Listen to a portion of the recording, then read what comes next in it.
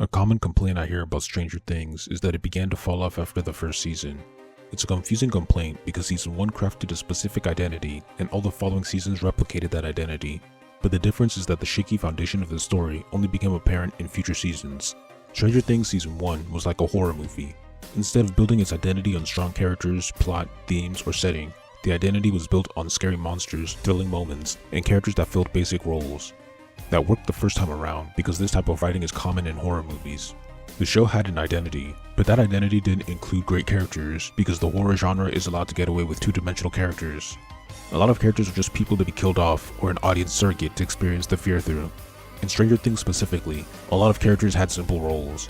Eleven was the magical weapon that could fight the monsters. Mike was the good Samaritan who humanized her and trusted her. Lucas was the opposition of Mike trusting Eleven. Dustin was the middle ground character between Mike and Lucas. Will was the victim that motivated all of his friends and family to save him. There were characters who had development, like Hopper and Steve, but I would argue that most of them were pretty static and flat. This is fine for a movie, because in the horror genre, the main attraction is the killer or the monster, not the human characters. You can get away with this if you're writing a standalone movie, or in this case, a standalone season.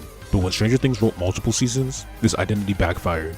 It gave the audience the same identity as in the first season, but audience expected more this time. They wanted character development from archetypes that were created to fill simple roles. Because this show's identity wasn't created on a solid foundation, the future seasons received poor reception and the story ended up feeling repetitive. It's much harder to specialize in one thing and keep a story going. In general, writers need the foundation, like characters, setting, plot, and theme. Stranger Things deciding to continue despite having a weak cast of characters was the biggest writing mistake it made. This is most evident in characters like Mike, who was seemingly season 1's protagonist, and Will. These characters never had much to work with in season 1, but because that was a standalone horror movie at the time, it was fine. But when the story spanned multiple seasons, the lack of plot relevance and character development was exposed. Mike was just Eleven's human anchor, but by season 2, she had already become human enough to no longer need him.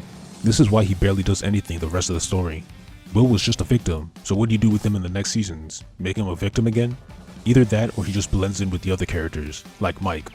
I respect the attempt to give other characters new roles and character development, but it was a losing battle that was magnified by another problem, the plot.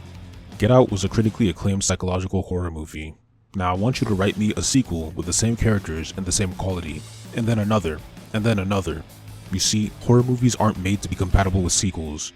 That's why Stranger Things had to keep changing the nature of the threat each season and arguably rehashing plot points in order to capture the magic of the first season. I don't blame them. Based on what they had in season 1, they should have left the show alone. But if they had to continue, I think they did a solid job. How are you supposed to follow up a horror movie while reusing the same flat cast from the first? How are you supposed to recapture the magic? By copying the elements that people loved from the first movie. That's the difference between a horror movie and an action-adventure movie. Something like Iron Man 1 was centered on the main character and his character development. The cast was the anchor, the main attraction. So if you want to make a sequel, bring in new villains and explore new sides of the characters. You can repeat that cycle endlessly. New characters, new character arcs, new themes, new settings. Unfortunately, the anchor of Stranger Things was the monster and Eleven, the only one who could fight it. In terms of creating a sequel, most of the characters were dead weight. Technically, you could make the seasons anthologies and reset the cast while keeping the monster, similar to True Detective, but you'd be rolling the dice, especially since the audience got attached to the season 1 characters. As a matter of fact, that dice roll didn't work for True Detective. I believe the weak cast of characters with simple roles, and the main attraction being the monster, was what doomed the following seasons of Stranger Things, but this problem existed due to the low bar that horror audiences have for horror movies.